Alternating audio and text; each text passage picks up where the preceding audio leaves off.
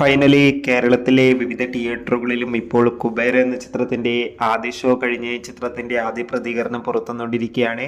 ആ ഒരു അപ്ഡേഷനാണ് ഇന്നൊരു വീഡിയോ ഭാഗത്ത് നമ്മൾ നോക്കാൻ പോകുന്നത്.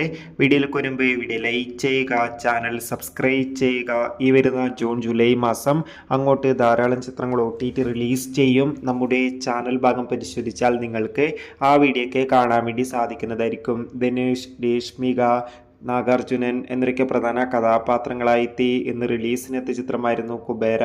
എല്ലാ സിനിമാ പ്രേമികളും ഒരേപോലെ ചിത്രത്തിൻ്റെ റിലീസിനായി ഏറെ ആകാംക്ഷയോടെയായിരുന്നു കാത്തിരുന്നത്.